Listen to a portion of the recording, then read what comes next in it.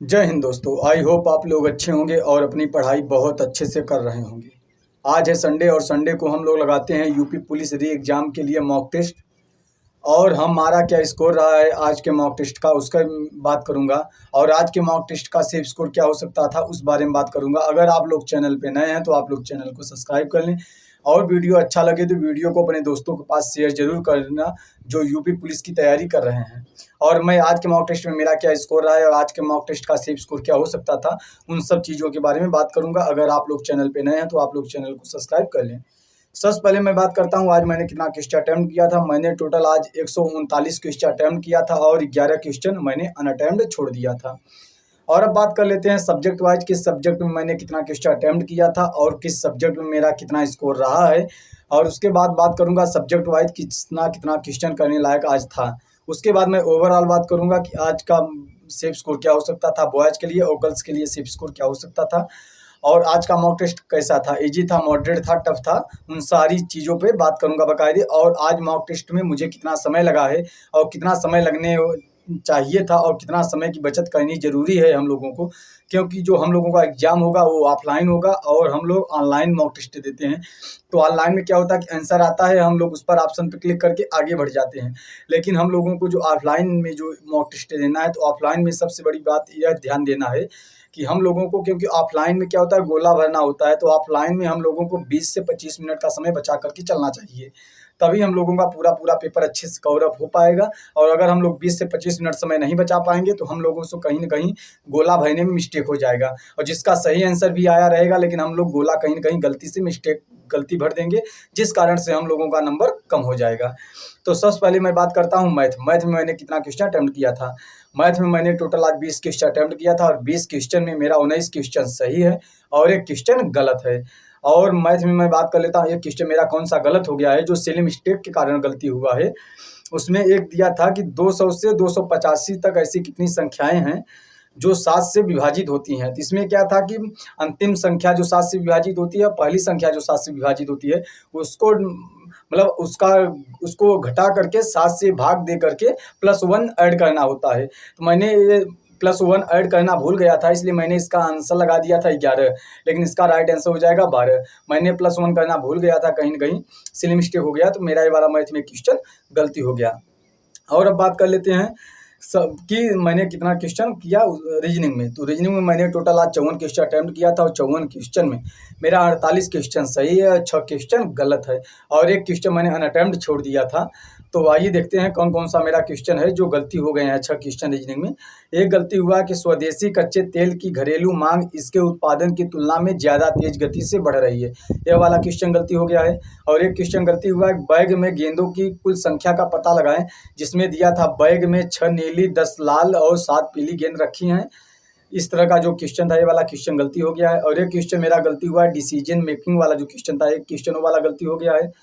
और बात करते हैं एक और रीजनिंग में कौन कौन से क्वेश्चन गलती हुए हैं। तो एक क्वेश्चन मेरा गलती हुआ है कि एक पुलिस अधिकारी के रूप में सांप्रदायिक सद्भाव द्वारा समाज में शांति और स्थिरता कायम करने के लिए आप क्या करेंगे, यह वाला क्वेश्चन गलती हो गया। और एक पुलिस से और गलती क्वेश्चन हुआ है कि एक पुलिस अधिकारी के रूप में आप पुलिस विभाग के नैतिक कर्तव्य और जवाबदेही के विषयों में निम्नलिखित में से क्या सुनिश्चित करना चाहेंगे जिससे आप अपने पद की गरिमा को प्रतिष्ठित कर सकेंगे, यह वाला भी मेरा क्वेश्चन गलती हो गया है।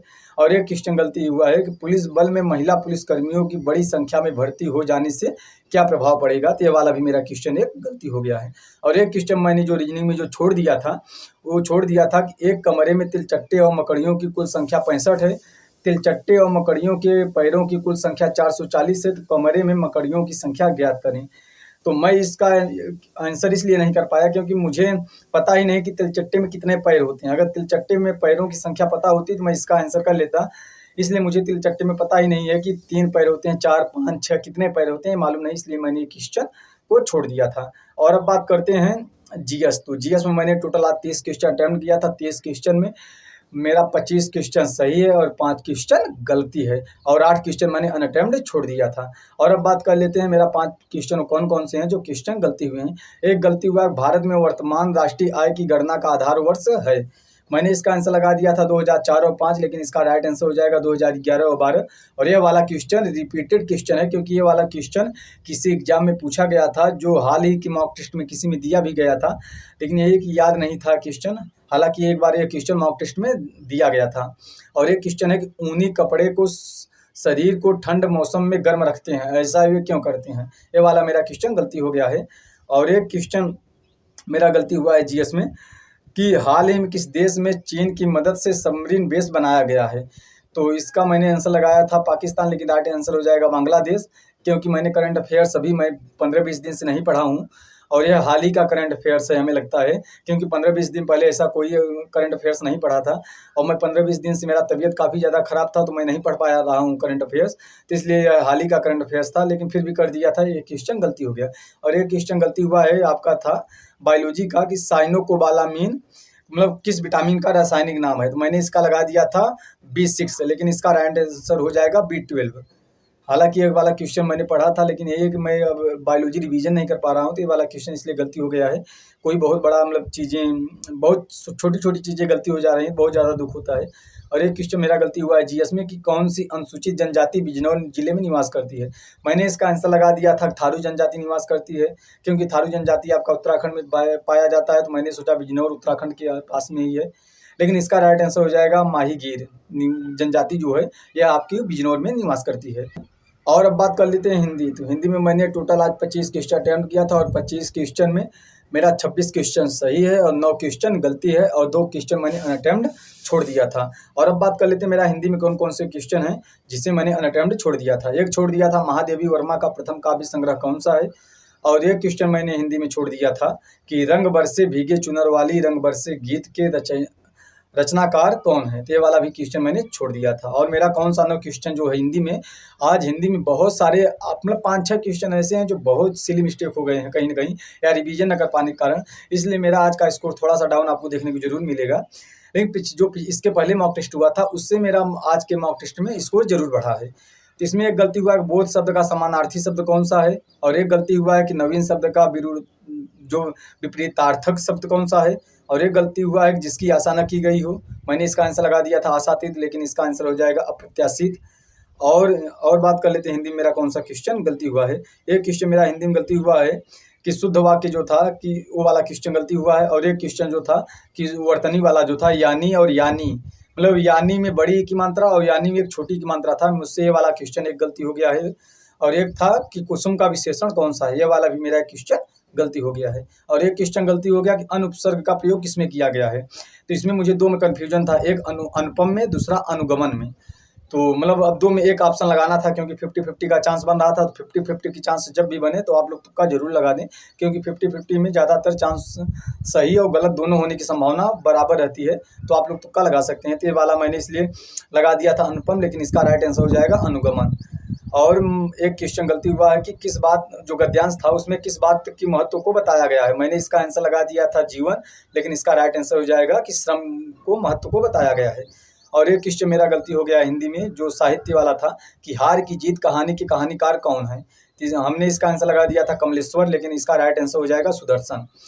और मुझे जो आज कट पिट का जो मेरा मतलब टोटल नंबर मिला हुआ है 225.5 नंबर मिला हुआ है।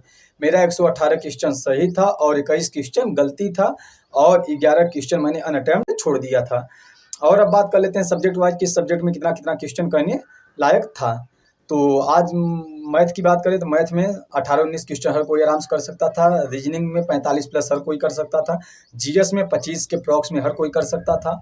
और बात करें हिंदी में तो हिंदी में 30 के प्रॉक्स में हर कोई कर सकता था। मेरा नहीं सही है, क्योंकि मुझसे थोड़ा कहीं ना कहीं बहुत ज़्यादा गलती हो गई सिली मिस्टेक, और यही सिली मिस्टेक से मैं एग्ज़ाम से बहुत दूर जा सकता हूँ। और मुझे आज कट पिट कर जो 225.5 नंबर मिला हुआ है। और मैं बात कर लूँ आज के बॉयज़ की, मैं सेफ स्कोर की बात करूँ तो आज के बॉयज़ के सेफ स्कोर की 215+ जिसका भी बॉयज़ का स्कोर है, तो आज के उसका मतलब सिलेक्शन 100% श्योर था अगर आज की जैसा पेपर आता है तो। और गर्ल्स की बात करूँ तो 200 जिसका भी प्लस है, तो आज के मॉक टेस्ट के हिसाब से उनका मतलब सिलेक्शन श्योर था। और मैं बात कर लेता हूँ कि आज का मॉक टेस्ट ओवरऑल कैसा था। तो आज का mock test easy to moderate था, क्योंकि जो हिंदी भी था, हिंदी भी सरल ही था, और मैथ भी एकदम नॉर्मल था। रीजनिंग भी आज के पिछली बार के मुकाबले आज रीजनिंग भी मतलब नॉर्मल ही पूछा गया था। जीएस अब पिछली बार के मुकाबले इस बार थोड़ा टफ पूछा गया था। तो जीएस तो वैसे भी टफ ही पूछी जाती है हर बार, क्योंकि जीएस में अगर आप पढ़े हैं और पढ़े में से क्वेश्चन फंस जाता है तो जीएस आपके लिए बहुत हलवा लगेगा, और जीएस अगर आपके पढ़े में से नहीं फंसता तो आपको बहुत ज़्यादा टफ लगेगा। और आप लोगों का क्या स्कोर रहा है, आप लोग अपना स्कोर कमेंट में ज़रूर बताइएगा। और आपको अगर यह वीडियो अच्छा लगता है तो आप इस वीडियो को अपने दोस्तों के पास ज़रूर शेयर करें, और जो यूपी पुलिस की तैयारी कर रहे हैं उनको इस चैनल के बारे में ज़रूर बताएं।